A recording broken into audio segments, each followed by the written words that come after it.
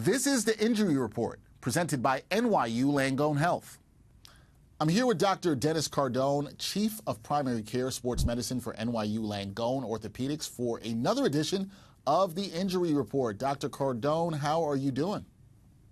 Doing great. A pleasure to be here. Thank you for having me. Glad to have you here. We got some injuries to talk about. We saw this one recently during Sunday night Super Bowl. 49ers linebacker Greenlaw tore his Achilles while attempting to jog back onto the field. We've had a string of Achilles injuries in the NFL this season, including to Jets quarterback Aaron Rodgers. So let's talk about the recovery from an Achilles tear, which I know personally. I've actually suffered this injury. What does that recovery entail, and how soon can these athletes get back on the field after the injury? Yeah, really just an abundance of Achilles injuries in these elite athletes. You know, unfortunately, the Achilles tendon has a very poor blood supply, and even healing post-surgical can make a delay in return to sports, return to activity.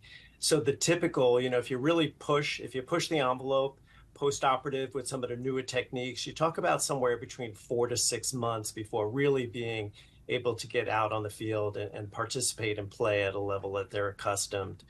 And again, a lot of it just has to do with blood supply and healing from this injury. Yeah. In the general population, it's more at 40 and older, but in this elite population, like you said, unfortunately, we're seeing more of it. And unfortunately, we're seeing more younger athletes suffer these injuries. It is a tough one to bounce back from as well. Let's talk about the Knicks, because New York squad is pretty banged up right now. Speaking of Achilles injuries, Isaiah Hartenstein has had some lingering issues with his. If he continues to play, could that potentially get worse and cause him to miss a significant amount of time? So it could, it goes back to that what we were talking about. These are difficult injuries to heal, these tendon injuries related to blood supply to the Achilles. So if he continues to play on it, the risk is that it probably just irritated more, and it could get to the point where it's so painful that they really would have to sit him out and take a significant amount of time away. Many of these injuries won't heal completely until after season, when there's finally a significant enough resting period and there's the proper rehabilitation, physical therapy that can get started. Yeah, so you want to take it easy, but it's hard to in the middle of the season for athletes who want to play. Now, OG Anunoby, another Knick, he's out till probably sometime in March with an elbow injury. He just recently had surgery to remove a bone fragment in his right elbow. Do you think he'll be able to return quickly from that following surgery? Why or why not do you say that could happen? Unclear what the fragment is, right? Is it a bone fragment? Is it a cartilage fragment? Is it from an injury that he had? In general, this is the type of thing, if there's a scope and if you scope the wrist and the elbow, and because of some loose body, the recovery actually can be quite quick. It's almost as quick as wound healing in some sense. So oftentimes within a 3-week period, could be back on the court and feeling good and playing just fine. Again, the big question is, what is that fragment? Where did it come from? Is it a piece of bone? Is it a piece of cartilage? Maybe that broke off. That would give us more long-term information. So short-term, I expect a quick return. Long-term, it's just a question of, where that fragment is from and how it will affect that elbow long-term.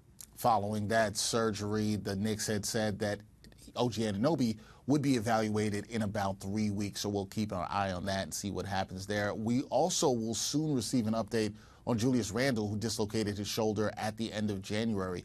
Here's the thing that a lot of people want to know, Dr. Cardone. What does it take for a player to return from that kind of injury? Because dislocated shoulders can have different levels of severity. So when you're talking about a dislocated shoulder, what does it take to come back from that one? Yeah, the big question with a first-time dislocation is non-surgical versus surgical treatment. And especially if somebody's in season, then likely they're going to go with non-surgical treatment, which is happening here. So the player initially, significant amount of discomfort, limited motion, significant weakness, but oftentimes already within a 3-week period, so somewhere 3 to 4 weeks, with rehabbing every day, you could be back 3 to 4 weeks with full range of motion and really 90% plus strength.